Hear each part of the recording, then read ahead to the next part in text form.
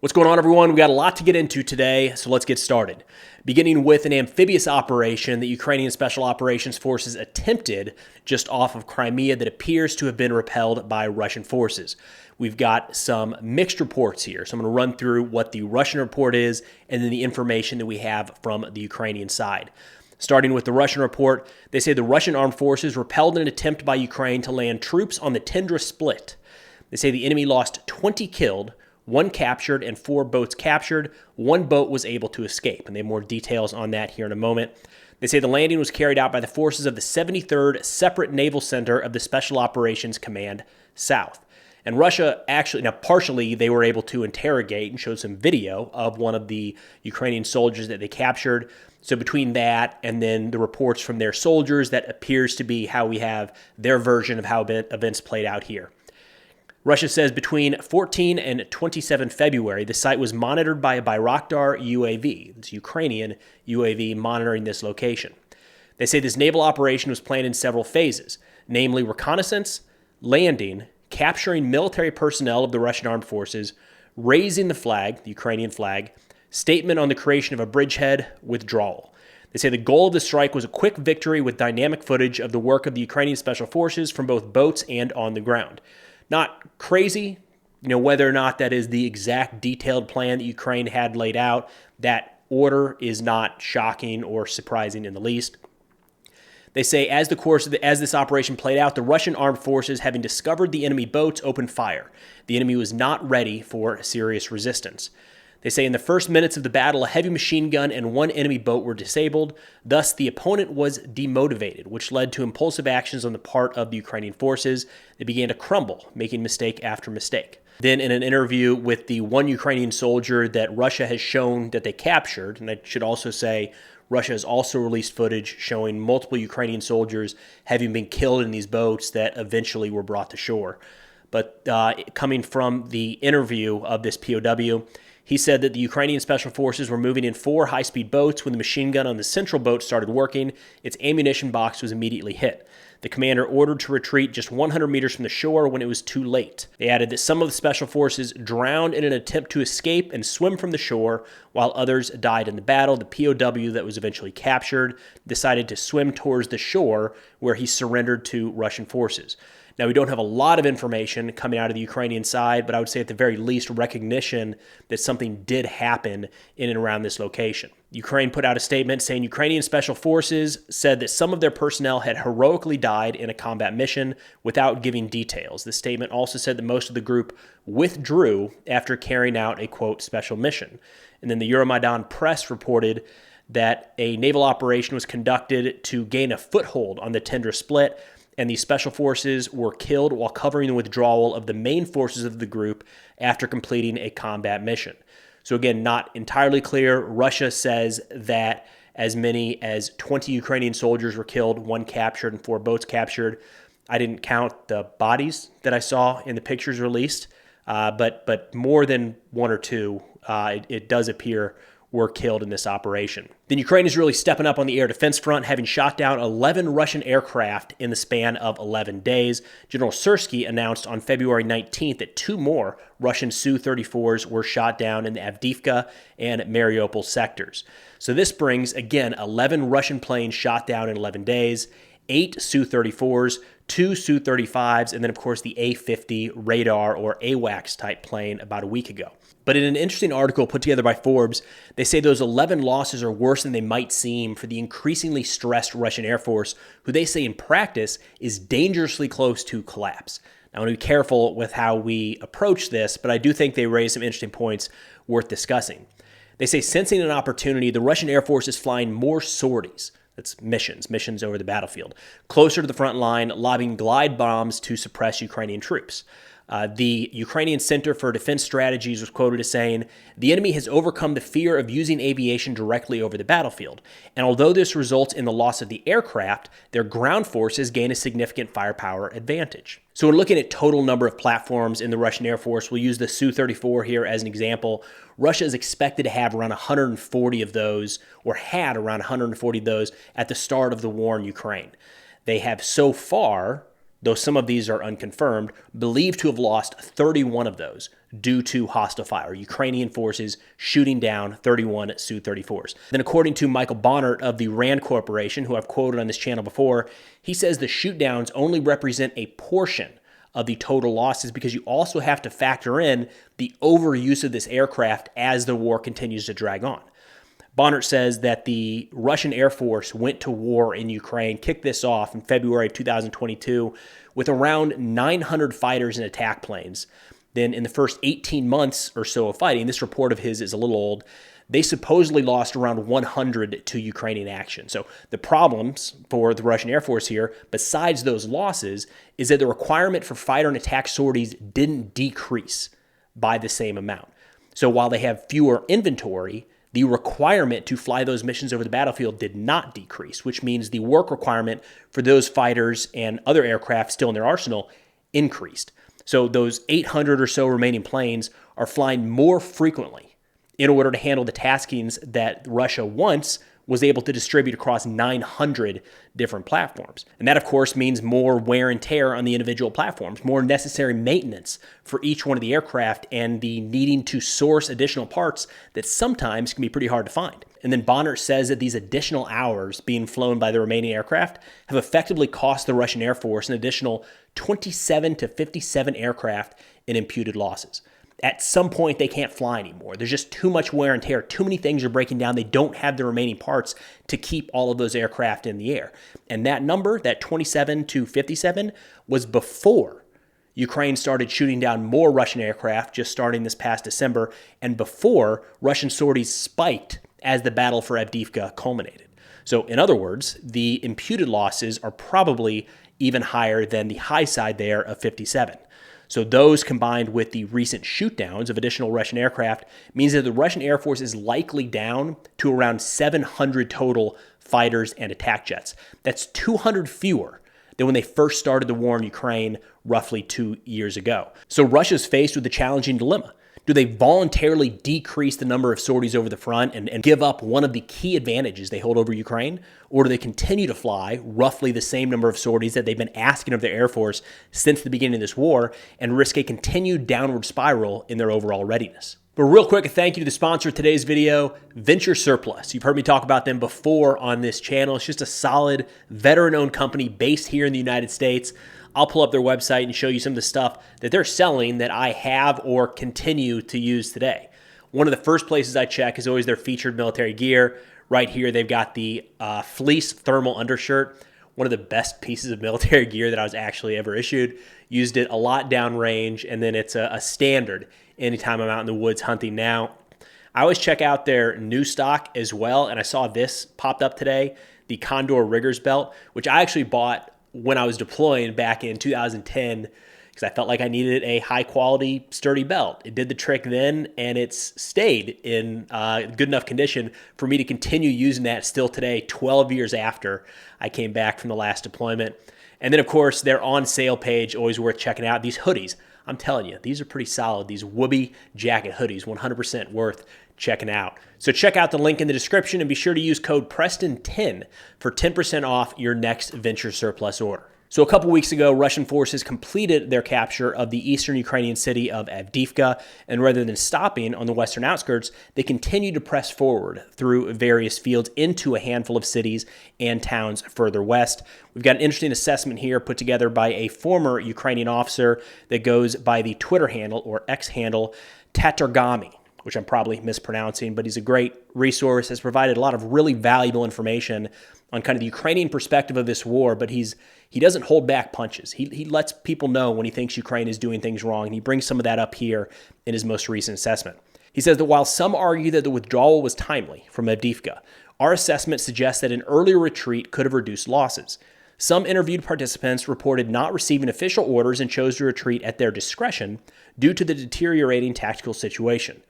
I don't think it's always fair to armchair quarterback, Monday morning quarterback, the exact time that the decision is made to withdraw from a location. That is very, very, very tricky to get exactly right. So the first part there, it's the nature of the beast, it's the fog of war.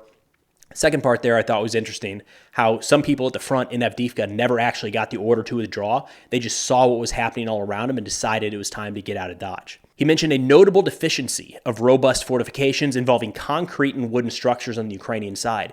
He's specifically talking about the areas west of Avdiivka. So a lot of the talk as Avdiivka began to wobble, the lines around there started to look like they could collapse and Russia could take the city, was what we've seen in a lot of these other situations where Ukraine moves back to secondary and tertiary lines, different zones of defense that they have already built and already put in place. So when Russia moves through, in this case, Avdiivka, right away they run up against another set of Ukrainian defensive positions. That didn't happen. He's calling that out here, saying that really wasn't put in place as it should have been. He says the quality of new recruits in the Russian army continues to deteriorate. As previously reported, in the final phase of the battle for Avdiivka, a group of POWs captured in February had been recruited to the Russian military in mid-January. That is incredibly quick. Think about that. You've got to get basic training, and you've got to get these people out to the front. That's, at most, these guys are receiving 2 to 3 weeks, in this case, of basic military training before they are shipped off to the hottest sector of the front that's currently being fought over. That's wild in a lot of ways. He says the situation for Ukrainian forces remains highly challenging, characterized by delayed mobilization, inadequate fortification construction, missteps during the 2023 campaign, and notably, a critical failure of partners to deliver promised ammunition despite prior commitments. He says Ukraine is likely to face additional territorial losses, especially in areas gained during the summer of 2023 and in proximity to Donetsk. However, we do not anticipate that the front will collapse. And this is what I was getting at earlier when I was saying he doesn't always just provide the rosiest assessment. When you go back and look at some of his statements throughout the war, it's not that he's always been spot on with what he thinks is going to happen, but he doesn't pull any punches. When Ukraine does something wrong or Russia starts to learn and adapt in a way that is challenging for Ukraine to deal with, he brings that up. And I think it's a valuable trait for him to be able to do that. Now he says, despite trying to capitalize on the most favorable situation since 2022, Russia lacks the necessary scale to generate a strategic collapse. A situation could still be favorable for Ukraine if the West provides substantial military aid to back domestic mobilization efforts. Now, the capitalization of Russia on the current situation is something I talked about in the previous video. What we're seeing around Avdiivka, where Russia is kind of slowly but surely continuing to move forward, could be the result of the Russian attritional style warfare that over time is designed to grind down the Ukrainian military to where they can no longer effectively defend the lines and just have to keep moving back, trading space for time. It's when that happens, this is kind of what it would look like. Now, the question here, of course, is will Ukraine eventually stop and dig back in? And is there another set of defensive lines that they're falling back to that Russia will hit, and then we will relatively stagnate there again until another major offensive kicks off? But as Tatargami says, God, I'm just no way I'm getting that right. He does not expect that Russia has the ability anytime soon to cause a complete collapse across the front. Then earlier this week, Putin addressed a series of Russian leaders where he said, quote, Western nations must realize that we have weapons that can hit targets on their territory, and this really threatens a conflict with the use of nuclear weapons and the destruction of civilizations. Don't they get that? He says, quote, strategic nuclear forces are in a full state of readiness. Now, this is kind of the standard Russian nuclear threat that fortunately has not come to fruition. And there was a lot of talk about this at the very early days of this war. What could possibly prompt Russia to use some sort of nuclear device in the war with Ukraine? It's kind of left the conversation for a little while. It's back in full effect right now. Not just that statement there, but this comes in line with French President Emmanuel Macron talking about the possibility of sending French, possibly even NATO troops to Ukraine. His statement there was it can't be removed off the table. Everything has to be considered in what would stop Russia from winning this war. So it's not Macron saying NATO is going or even that he's proposing that, just nothing's off the table. Additionally, the reason that this is notable is that just this last week, some documents were leaked showing some of the Russian nuclear plans. According to those leaked documents, which was made up of 29 pages of military files drawn up between 2008 and 2014, it says Putin's forces have rehearsed using tactical nuclear weapons at an early stage of conflict with a major world power, according to the leaked documents that may include training scenarios for an invasion by China. They say the criteria for a potential nuclear response range from an enemy incursion on Russian territory to more specific triggers, such as the destruction of 20% of Russia's strategic ballistic missile submarines. So they actually get into some very detailed scenarios where Russia would consider the first use of a nuclear weapon. They say other potential conditions include the destruction of 30% of its nuclear-powered attack submarines, 3 or more cruisers, 3 airfields, or a simultaneous hit on main and reserve coastal command centers. So again, if these documents are accurate, these are the scenarios that Russia has laid out, saying in the event of these things happening, we might turn to a tactical nuclear weapon to kind of reshape the battlefield. They say the training materials show Russia's Eastern Military District was rehearsing multiple scenarios depicting a Chinese invasion, and talked about how the Russian forces would be able to carry out a nuclear first strike in the event of certain battlefield conditions, which is kind of crazy. I know we have to have that conversation because nuclear weapons exist, so the conversation has to be out there about when they could be used and what could possibly lead to the first strike capabilities. It's just kind of wild to think of that actually playing out in any scenario. And of course, the fact that Russia is to any degree wargaming a possible Chinese invasion is notable. It's, of course, any military has to make plans for all sorts of different scenarios, but it's a little bit different to have a plan on the shelf and just have a couple guys that have gone over it from time to time. Make sure that's there, in case of war, versus actually wargaming and training for the possibility of a Chinese invasion. That's a couple steps further in that direction. And they say, while Russia's president has the sole authority to launch a first nuclear strike, the low threshold for tactical nuclear use set out in the documents conforms with the doctrine some Western observers refer to as escalating to de-escalate. Sorry, it's hard to read that with a straight face, but it's a real thing, and that's not laughing at Russia or laughing at Putin. It's that term. The escalating to de-escalate is... There's times where that seems like it could be a viable strategy. So they say under this strategy, a tactical weapon could be used to try to prevent Russia from becoming embroiled in a sprawling war, particularly one in which the U.S. might intervene. So what they talk about in this case is what they call fear inducement, where Russia could try to end a conflict on their own terms by kind of shocking the adversary by using a small nuclear weapon. Now you get into this nuance of what is a small nuclear weapon and what is a tactical versus strategic nuclear weapon. What I would say in this case, because even the tactical, the smallest nuclear weapons that are realistically in different countries' arsenals at this point are still massive and would kill so many people, depending on where they are detonated.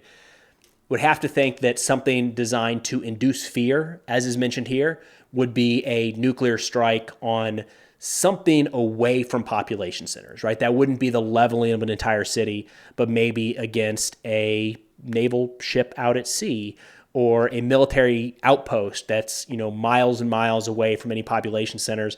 But now we're getting pretty deep into the speculation. So anyways, interesting that we've got a little more insight on the Russian possibility of first nuclear strike options. Then we have somewhat of a leaked document that came out yesterday talking about the terms laid out in the peace proposal that was put forward between Russia and Ukraine back in 2022. And this is notable because Russian President Putin in recent weeks has been talking more and more about how he would be open to discussions to end the war in Ukraine, but of course on Russia's terms. So this was a 17-page document that has not been made public, but apparently was viewed by some reporters at the Wall Street Journal, who subsequently put out this report. They say the draft treaty, which was dated 15 April 2022, outlined a vision where Ukraine would become, quote, a permanently neutral state that does not participate in military blocs, with Crimea under de facto Russian control. They say the draft treaty states that Ukraine, while being allowed to pursue European Union membership, would not be allowed to join military alliances such as the North Atlantic Treaty Organization. No foreign weapons would be allowed on Ukrainian soil. Ukraine's military would be pared down to a specific size. And they actually have the details on exactly the size that Russia wanted Ukraine's military to be capped at. So apparently Russia wanted Ukraine's armed forces capped at 85,000 troops, 342 tanks, and 519 artillery pieces. Ukrainian negotiators pushed back, saying that they wanted 250,000 troops, 800 tanks, and 1,900 artillery pieces. So there's a little daylight between those figures. You can kind of see how they weren't really getting any closer on that front. Russia also wanted to have the range of Ukrainian missiles capped at 40 kilometers. That's not far. That's really short. There's already, for well over a year now, Ukraine has been striking targets well outside of that range all across the front. They add that the Crimean Peninsula, already occupied by Russia, would remain under Moscow's influence. It would not be considered neutral. Moscow also pushed for the Russian language to operate on an equal basis with Ukrainian in government and courts. And then lastly, they say the treaty was to be guaranteed by foreign powers, which were listed on the document as the United States, United Kingdom, China, France, and Russia. Because Russia was listed as a guarantor of this agreement. They say those countries would be given the responsibility to defend Ukraine's neutrality if the treaty was violated, which sounds a little complicated. So if the treaty between Russia and Ukraine is violated, then Russia is one of the parties to guarantee that they would be defended. I'm not exactly sure how that would shake out. But anyways, part of this treaty included that Ukraine would have to terminate international treaties and agreements incompatible with the permanent neutrality of Ukraine, including any promises of bilateral military aid. Again, that's a supposed leak. The full document has not been released, but it gives a little bit of an insight into what Russia might be proposing now when we hear more and more that Putin is thinking about pushing forward some sort of peace plan, although on Russia's terms, it's likely to include a lot of the things that they were already asking for back in 2022, if not even more. But that's all I've got for now. Of course, if interested in this or other national security subjects, be sure to check out our Substack linked in the description below. Substack is essentially like a mix between a website and a newsletter. It comes direct to your inbox whenever we publish new articles. We're putting these out in written word. When we can, we're putting them out in audio. And it's covering all sorts of different subjects. Things like narco trafficking in Ecuador, 3D printed weapons in Myanmar. We've got Ukrainian forces hunting Russian mercenaries in Sudan, the Iranian proxy strategy in the Middle East, Hezbollah financing, all sorts of stuff that I at least pretty interested in. Hopefully you find some value there. It's all free and of course, again, linked in the description below. But thanks for watching and I'll see y'all next time.